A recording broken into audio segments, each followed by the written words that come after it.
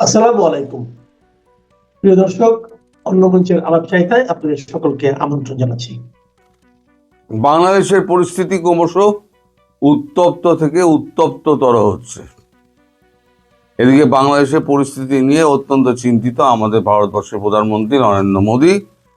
তিনি কালকে এসেই রাতারাতি ট্রাই সার্ভিস মানে নৌ, বিমান এবং পদাতিক বাহিনীর 3 প্রধান এবং সিডিএস আর আমাদের রাজনাথ সিং প্রতিরক্ষা মন্ত্রী তাদের সঙ্গে রাত্রিবেলায় বৈঠকে বসেন, পুরোটা পর্যালোচনা করেন।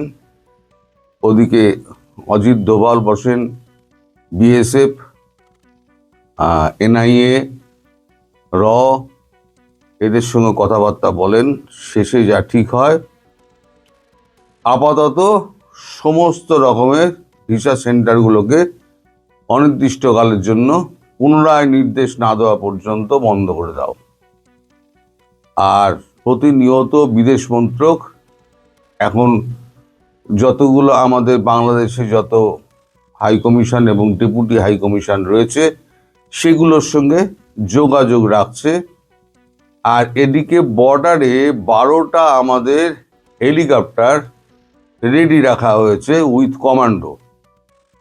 কমান্ডো বলে তাদের হাতে রয়েছে ব্যারেট M82, যা পৃথিবীর সব থেকে ধ্বংসাত্মক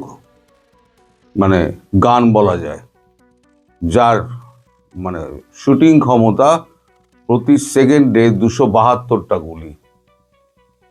এই কমান্ডো রেডি করা হয়েছে। যদি বিন্দুমাত্র প্রাণের আশঙ্কা দেখা দেয়, এই আমাদের কূটনৈতিক ব্যক্তি যারা রয়েছে, যারা হাই কমিশন এবং ডেপুটি হাই কমিশনে রয়েছে বিভিন্ন জেলায়, তাদের ওখানে উড়ে গিয়ে কমান্ডো বাহিনী তাদেরকে উদ্ধার করে নিয়ে আসবে। সেক্ষেত্রে কমান্ডোদের ওই গান দেওয়া হয়েছে এই M82, ব্যারেট M82, এটা হচ্ছে আমেরিকান গান। এবং আমি যেটা বললাম, সেকেন্ডে 272টা গুলি বেরোয়।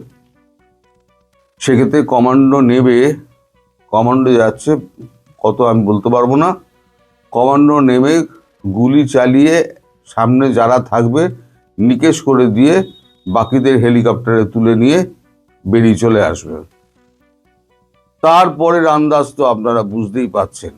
আর এদিকে খবরাখবর যা নেওয়ার সেগুলো নিচ্ছেন আমাদের অজিত দোভাল। গোয়েন্দা সূত্র থেকে কি খবর পাওয়া যাচ্ছে না যাচ্ছে, কি ফুটেজ পাওয়া যাচ্ছে, ফুটেজগুলো সমাজ মাধ্যমেই যেগুলো ঘুরে বেড়াচ্ছে সেগুলো বিশ্লেষণ করা হচ্ছে। এখন আমি যে খবরটা যখন করছি তখন বাজে আপনার 4:10 আমাদের ভারতীয় সময়। 4:10 অবধি আমি যা জানলাম, শাহবাগ মোড়ে, আমি তো লেটে দেখছি, আর তার আগে হয়তো অনেক কিছু হয়ে গেছে। শাহবাগ মোড়ে আমি যা দেখেছি, শাহবাগ মোড়ে এখন প্রচণ্ড কি বলে ক্ষোভ বিক্ষোভ জমা হয়েছে এবং প্রচুর মানুষ ওখানে জমায়েত হয়ে তারা এবার প্ল্যান করছে সম্ভবত ঢাকা হাই কমিশনের দিকে যেতে। আমি কয়েকদিন আগে একটা ভিডিও করেছিলাম, 2 মিনিটের একটা ভিডিও করেছিলাম, যে ঢাকা হাই কমিশনের ভেতরে, ভারতীয় হাই কমিশনের ভেতরে, ঢাকাস্থিত ভারতীয় হাই কমিশনের ভেতরে যদি ঢোকার চেষ্টা করেন এবং কাউকে নিগ্রহের চেষ্টা করেন, একটা যদি পাথরও মারেন, তাহলে ধরে নেওয়া হবে আপনি ভারতকে আক্রমণ করেছেন। কারণ ওই যে জমিখণ্ডটা, ওটা বাংলাদেশের বুকে হলো, ওই জমিখণ্ডটা কিন্তু ভারতবর্ষের। তাহলে ভারতবর্ষের জমিখণ্ডে একটা ঢিলও যদি আপনি মারেন, তাহলে ধরে নেওয়া হবে সেই ঢিলটি এসে গোটা ভারতবর্ষ নয়াদিল্লিতে পড়েছে। সুতরাং সেখানে যা কিছু হবে তার জন্য দায়ী থাকবে বাংলাদেশের এই উগ্রপন্থী জামাতি মানুষজন। তারপর যা হবার, মানুষ পায়ে কুড়ুল পড়ে, কুড়ুলে পা মারছে। ভারতের শক্তি সম্পর্কে এদের বিন্দুমাত্র আইডিয়া নেই, এরা ভুল ভাল বকে বেড়ায়। ভারতের জিডিপি বা বাজেট চলে নাকি এদের 40% টাকায়। সেটা কত? 1,20,000 কোটি টাকা, না 1,40,000 কোটি টাকা। এরা জানে না বিলিয়ন আর মানে কোটি, ডলার, লক্ষ। এরা এরা এগুলো হিসেবগুলো জানে না। বিলিয়ন, মিলিয়ন, লক্ষ, কোটি, নিযুত, হ্যাঁ, এরা এসব হিসেব জানে না।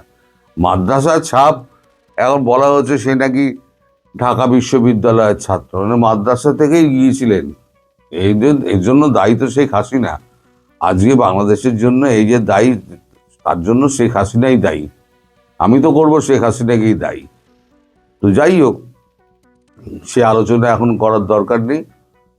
এখন বর্তমানে যা পরিস্থিতি, তাতে অনেকেই ভাবছেন যে ভারত এত প্রতীক্ষা করছে কেন, অপেক্ষা করছে কেন।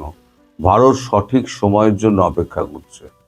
যেখানে ভারতের ভেতরে বাংলাদেশে আক্রমণ করলে ভারতের ভেতরে এবং বহির্বিশ্বে যাতে কোনো ভুল বার্তা না যায় যে একটা ছোট দেশকে এইভাবে আক্রমণ করা হলো। এবার যখনই বৃহৎ দেশগুলো, ইউরোপিয়ান ইউনিয়ন বলুন, আর ইউরোপিয়ান ইউনিয়ন তো সকালবেলা ভেঙে গেছে, ইউএস ভেঙে গেছে, ইউকে ভেঙে গেছে। তো যারা যারা ভেঙে যাচ্ছে তারা তো কানাডাও চলে গেছে। যারা যারা ভেঙে যাচ্ছে তারা অবস্থা বুঝেই ভেঙে যাচ্ছে। তারা বুঝতে পারছে এখানে থাকা আর মানে সম্ভব নয়। তারা সমস্ত চাবিপত্র দিচ্ছে, মানে এক ধরনের অ্যাম্বাসি বন্ধ করে দিয়ে তারা সমস্ত গা ঢাকা দিয়েছে। তাহলে তারা নিশ্চয়ই বুঝতে পারছে যে বাংলাদেশের ভেতরের অবস্থাটা কি, এবং সেটার মানে প্রতিফলন ভারতবর্ষের ক্ষেত্রে কিভাবে পড়বে।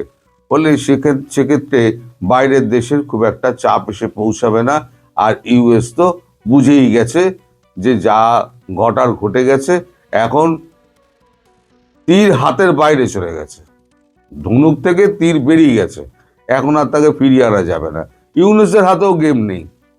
ইউনূস এখন চাইছে যে কোনো মতে শান্ত করে যাতে ভোটটা হয়, কিন্তু ভোট অবধি যাবে না। আজকে রাতের মধ্যে হুঙ্কার দেওয়া হয়েছে, যদি আপনাদের স্বরাষ্ট্র সচিব, স্বরাষ্ট্র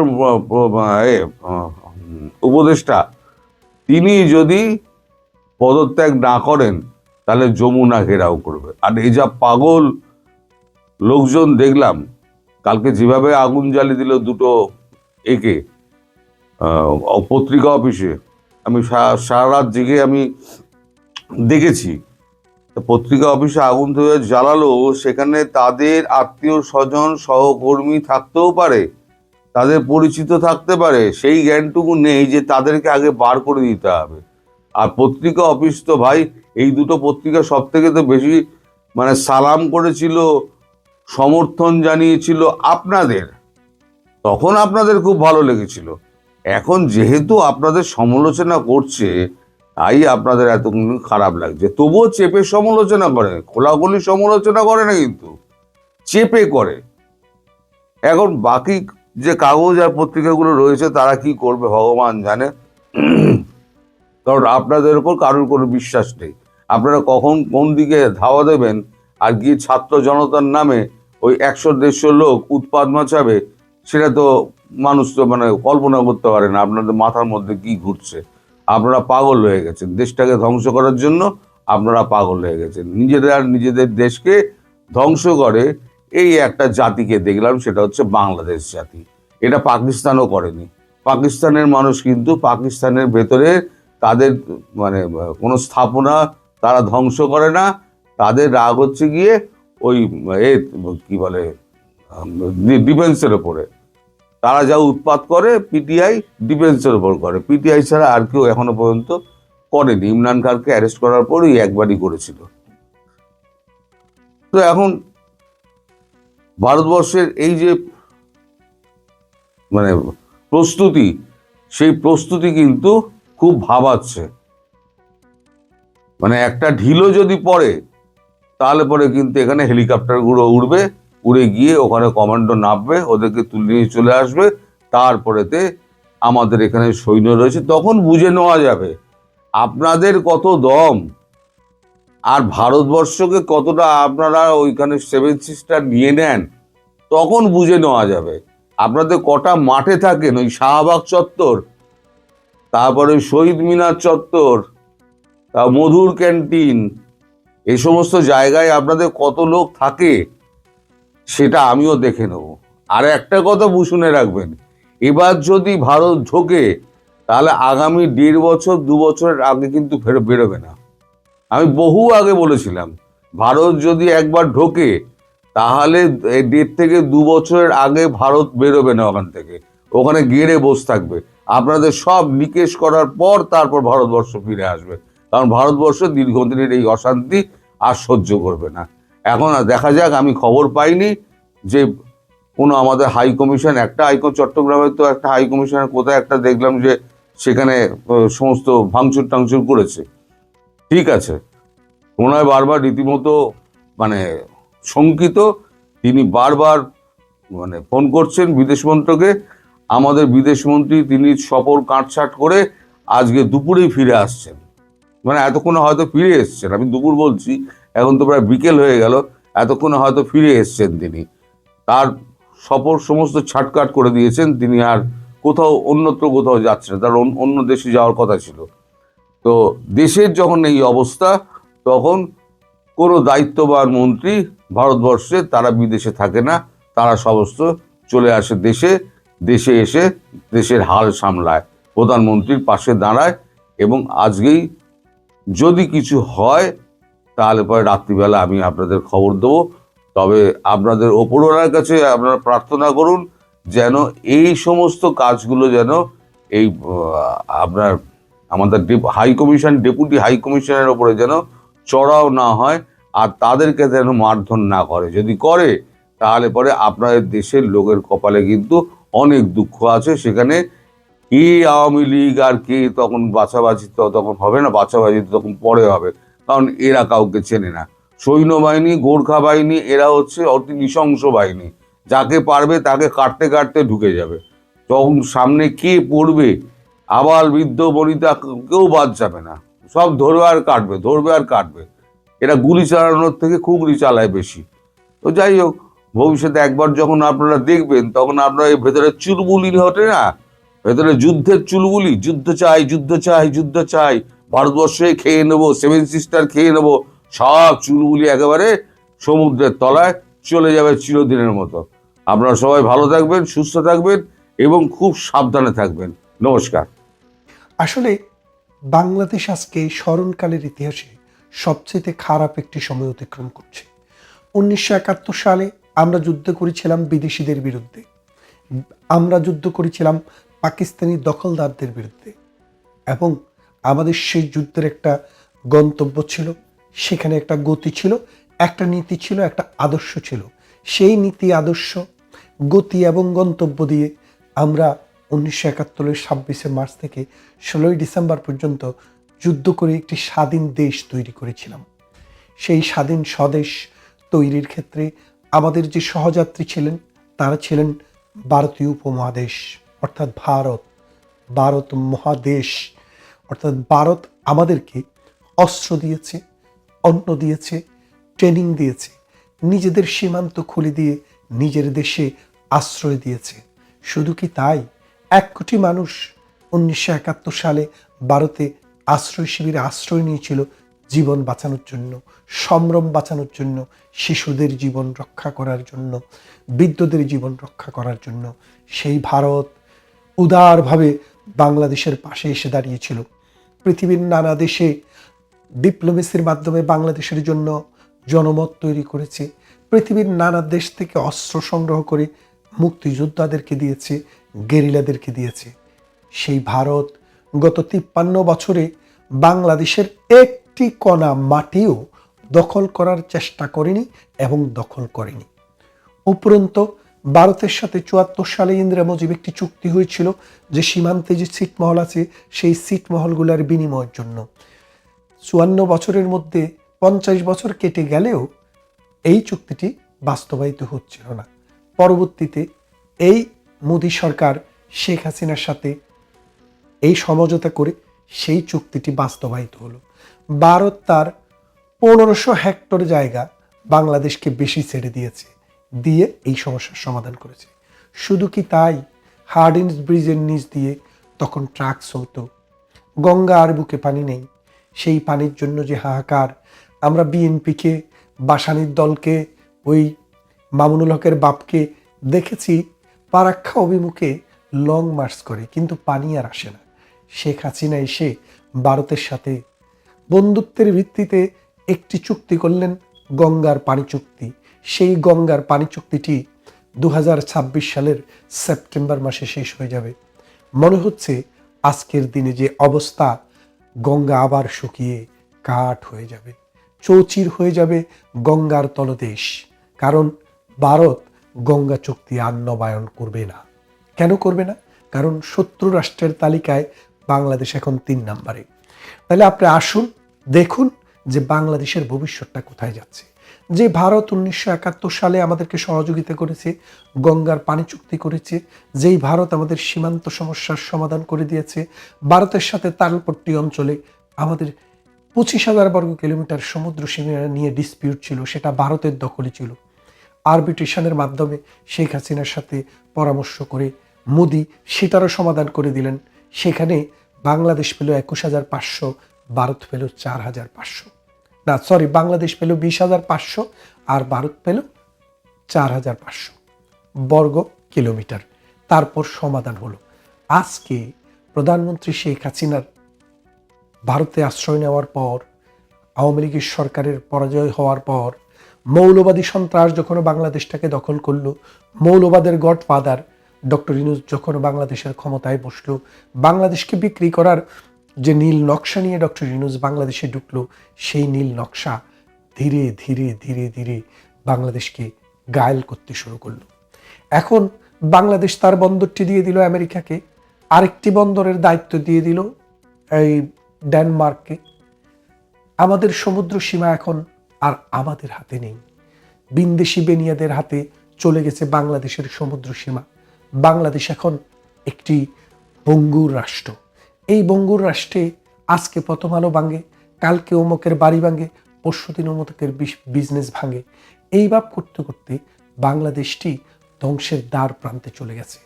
ভারতকে হুমকি দেওয়া হচ্ছে, কূটনীতিক সমস্ত শিষ্টাচারকে লঙ্ঘন করে বলা হচ্ছে ভারতের 7 সিস্টারকে দখল করা হবে।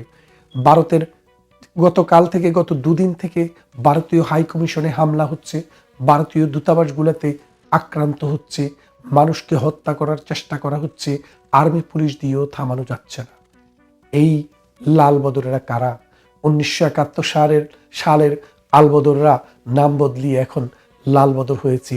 সেই লাল বদরদের সর্দারদের একজন ছিল হাদি, যিনি ইতিমধ্যে পরলোক গমন করেছেন। তার বিদায়ী আত্মার শান্তি কামনা করতে গিয়ে আগুন জ্বালানো হচ্ছে, রাস্তাঘাট ভাঙা হচ্ছে, 32 নম্বরের ভাঙা বাড়িতে আবার বুলডেজার চালানো হচ্ছে।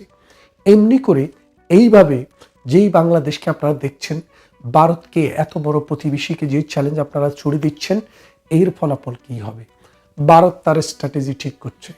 ভারত স্ট্র্যাটেজি ঠিক করছে বাংলাদেশকে পুরোটা নিয়ে নিবে নাকি প্যারালাইজ করে দেবে। আপনারা ভাবছেন ভারতের কোনো ক্ষমতা নেই? না, ভারত তো খিস্তি খেউর করবে না।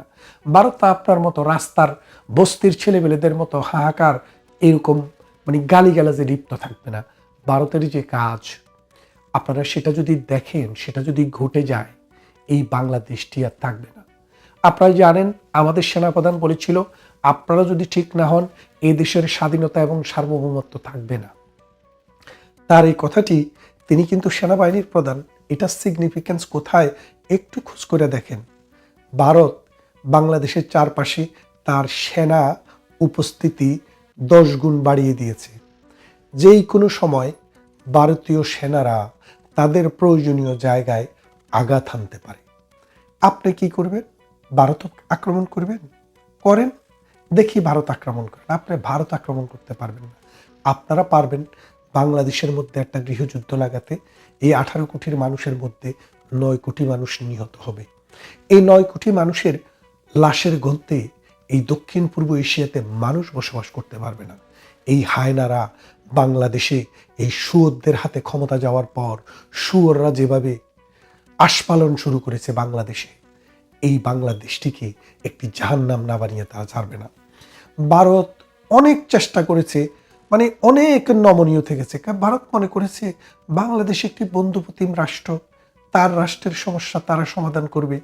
আমরা প্রতিবেশী রাষ্ট্র, আমরা উদ্বিগ্ন, আমাদের ইন্টারেস্ট আছে, আমাদের সম্পর্ক আছে, কিন্তু বাংলাদেশের সমস্যা বাংলাদেশে সমাধান করুক। কিন্তু বাংলাদেশ তার সমস্যাটাকে ভারত পর্যন্ত নিয়ে যাওয়ার চেষ্টা করছে। দেখেন, তারেক রহমান 17 বছর কিন্তু লন্ডনে নির্বাসনে ছিলেন। কই, লন্ডনে নির্বাসনে থাকা অবস্থায় বাংলাদেশের কেউ তো লন্ডন আক্রমণের কথা বলেনি, কেউ তো লন্ডনে এসে এই তারেক রহমানকে নিয়ে যাওয়ার জন্য বলেনি। শেখ হাসিনা কিন্তু আগেও ভারতে নির্বাসিত ছিলেন দীর্ঘদিন, কই তখন তো জিয়াউর রহমান যাইয়া ভারত আক্রমণের কথা বলেনি। কিন্তু আজকে কেন হচ্ছে? আজকে আপনাদেরকে বুঝতে হবে, বাংলাদেশটাকে একটা যুদ্ধক্ষেত্র বানানোর চেষ্টা চলছে, সেখানে ভারতকেও যুদ্ধে অংশগ্রহণ করানোর চেষ্টা চলছে। চায়না এবং পাকিস্তান ইন্ধন দিচ্ছে, আমেরিকা খুব দূরে বসে মিটমিট করে হাসছে। তাদের কথা হচ্ছে অস্ত্র বিক্রি করতে হলে তো একটি যুদ্ধক্ষেত্র লাগবে, আর সেই যুদ্ধক্ষেত্রে অস্ত্র বিক্রি করবে আমেরিকা এবং চায়না। আর আপনি যা উৎপাদন করবেন, যা পাবেন, বিদেশিদের কাছে খণ্ড খণ্ড রাষ্ট্র বিক্রি করবেন, সেখান থেকে যে টাকা পাবেন সেই টাকা দিয়ে অস্ত্র কিনে যুদ্ধ করবেন। এই যুদ্ধ কতদিন চালাবেন, কতদিন চলবে যুদ্ধ আমরা জানি না, কিন্তু আমাদের সোনার বাংলা ধ্বংস হয়ে যাচ্ছে এবং ধ্বংস হয়ে যাবে। এই ধ্বংসকে অনিবার্য করে যারা তুলছে তারা হচ্ছে মৌলবাদী শ্রেণীর মানুষ, হাদিদের মতো নর্দমার কীট। এই নর্দমার কীটেরা নিজেরাও মরবে, দেশটাকেও ধ্বংস করবে। হাদি মারা গেছে, হাদির সাথে তার বান্ধবীও মারা গেছে, আরও কতজন মারা যায় আমরা জানি না, কিন্তু এদের মৃত্যু, এদের রক্ত এদেশে শান্তি বয়ে আনবে না। কারণ এইসব পশুদের রক্ত দেশকে পবিত্র করবে না, অপবিত্র করবে। এই অপবিত্র ভূমিতে আরও বেজন্মার জন্ম হবে, সেই বেজন্মারা এই দেশটাকে জাহান্নামের দিকে নিয়ে যাবে। ভারত আমাদের বড় প্রতিবেশী। আজকে যদি ভারত বাংলাদেশকে আক্রমণ করার চেষ্টা করে, বঙ্গোপসাগরের লোনা জলে জাপ দেওয়া ছাড়া বাংলাদেশের এই মৌলবাদী, এই ধর্মাশ্রয়ী সাম্প্রদায়িক জঙ্গিদের আর কোনো পথ খোলা থাকবে না। পাকিস্তান তাদেরকে নিতে হেলিকপ্টার পাঠাবে না, উড়োজাহাজ পাঠাবে না, কারণ ভারতের সীমারেখার উপর দিয়ে ভারত কোনো বিমানকে যেতে দেবে না তখন। আসুন, বাংলাদেশ আমাদের দেশ, 30 লক্ষ মানুষের জীবনের বিনিময়ে অর্জিত বাংলাদেশ, 2.5 লক্ষ নারীর সম্ভ্রমের বিনিময়ে অর্জিত বাংলাদেশ, 1 কোটি মানুষের দেশান্তরিত হওয়ার বিনিময়ে অর্জিত বাংলাদেশ, মুক্তিযোদ্ধাদের অক্লান্ত শ্রমের বিনিময়ে অর্জিত বাংলাদেশ। এর স্বাধীনতাকে আমরা রক্ষা করি, এই মানুষদের জীবনকে আমরা রক্ষা করি। আমরা যদি না জাগি মা, কেমনে সকাল হবে, তোমার ছেলে উঠলে বাগো, রাত পোয়াবে তবে। আপনারা জেগে উঠুন, যারা শান্তিপ্রিয় মানুষ, যারা কবিতা ভালোবাসেন, যারা সংস্কৃতিকে ভালোবাসেন, যারা মানবতা বোধকে ভালোবাসেন, যারা নিজেকে ভালোবাসেন, যারা তার রাষ্ট্রকে ভালোবাসেন, তারা যদি জেগে না ওঠেন, তাহলে এই সন্ত্রাসী, এই মৌলবাদী, এই সাম্প্রদায়িক শক্তি আপনার দেশটাকে গিলে খেয়ে ফেলবে। ভালো থাকবেন, কথা হবে অন্য কোনো ভিডিওতে।